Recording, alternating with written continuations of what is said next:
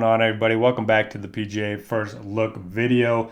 We're here to talk about the Butterfield Bermuda Championship. Say that 10 times fast, I dare you. But last week, Rory McIlroy got the job done at the CJ Cup. It was a bomber's course. It felt like it was going to be a Rory week, and it certainly was. Ended up getting the job done, putting another win in his impressive resume. Now, this week, we're going to head to the small island of Bermuda. And it's going to be a pretty weak field overall. Not a lot of big names in the field. We're not going to have any shot link data, so that means no shot tracker, which means we get the old school. It'll say shot 1 from the tee box, shot 2 from the fairway, shot 3 penalty. So you won't know where they are on the course, but you'll at least have a little bit of an idea. Although I will note that a lot of times the little information that you're getting ends up being wrong. I remember one player last year at this event. It said he was like 3 under par, and then 20 minutes later it said he was like 4 over par. So I wouldn't trust the numbers too carefully. It's not going to be the best event to sweat, but hey, it is golf. We get to play DFS. We get to bet on it. So I am certainly excited for it. The course is going to be Port Royal Golf Course. It's going to be 132 golfers in the field. The top 65 and ties are going to make the cut. We have 3 years of course history to work with. But we don't have any shot link data, so we're kind of working with some of the old school data. As you can see in this table in the first look, 3 par 5s, and they are all very reachable. So 553, easy. 517, easy. 507, really easy. This is one of the shorter courses on the PGA Tour, and it's a par 71. And 3 of the par 3s are over 210 yards. So that just makes the rest of the courses, or the rest of the holes, extremely short. Look how many short par 4s there are. 410, 412, 393, 383, 350, 383, 370. I mean, these are type of holes that I play at my local Muni course, and I'm not intimidated by. So definitely don't think distance is going to be a prerequisite for success this week. And I went and looked back at the top 10 finishers here over the last 2 seasons and how they rated out in the different stat categories. And this is only the guys that made the cut. So driving distance, the average of the top 10 finisher was 35.5 out of, so let's say 70 golfers. Accuracy, 18.5. GIR, 17. Putts per GIR, 15. Birdie or better, 8th. And then scrambling was also in the top 10. So that tells me the distance is not needed this week. Doesn't mean a longer hitter can't perform well here. He's probably going to be clubbing down a lot, which could improve his accuracy. It just means that you don't need distance. The driver's not going to be as big of a weapon as it is on most courses. Last 3 winners here: Lucas Herbert, 15 under; Brian Gay, 15 under; Brendan Todd, 24 under.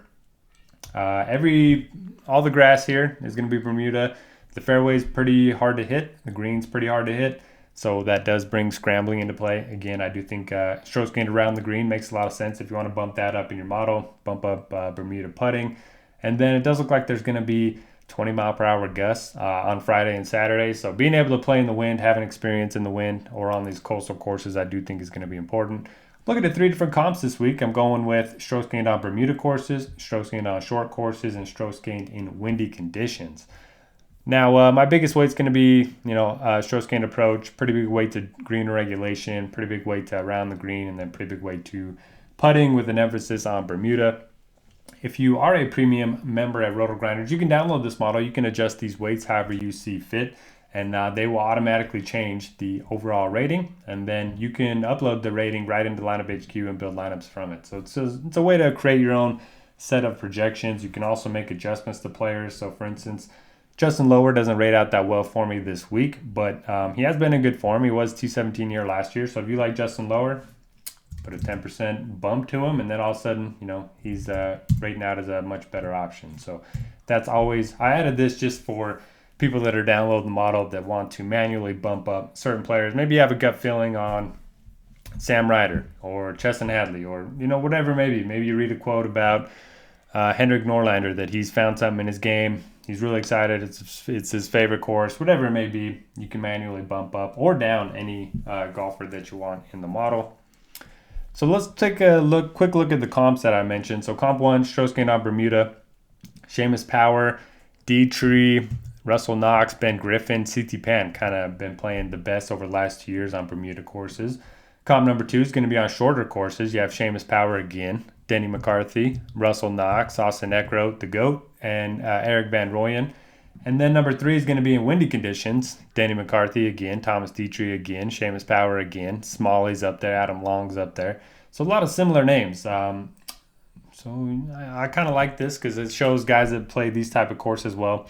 I also have the whole yardage breakdown. I take a look at the scoring of the whole lengths for each golfer based on each course each week. So for Port Royal in particular, Denny McCarthy rates out the best on these whole yardages.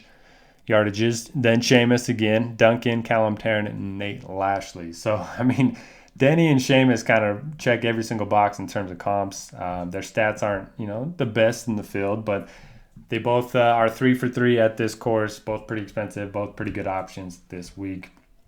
Let's take a quick look at the overall ratings. Again, it's early in the week. I'll probably be messing around with the weights, just depending on the different metrics that I hear are going to be important throughout the week, player quotes, that kind of thing. So you have Alex Smalley up there rating out as a really good play above 9K. He's a guy that's been playing well in good fields lately, so I certainly think he's interesting. T12 here last year. Seamus Power again rating out well. Dietrich and McCarthy are up there. Mark Hubbard, guy that I really like. I mean, he's been contending a lot over the last 6 months, and get him in a much weaker field. He's played here twice, made the cut both times. Yeager's been really good with his irons. He's interesting. S.H. Kim's just been on a tear this swing season. And look at some of these finishes. I mean, a lot of these are from the Korn Ferry Tour, but 85% cut rate, 69% top 36 finish rate, 54% top 24% finish rate, and so on.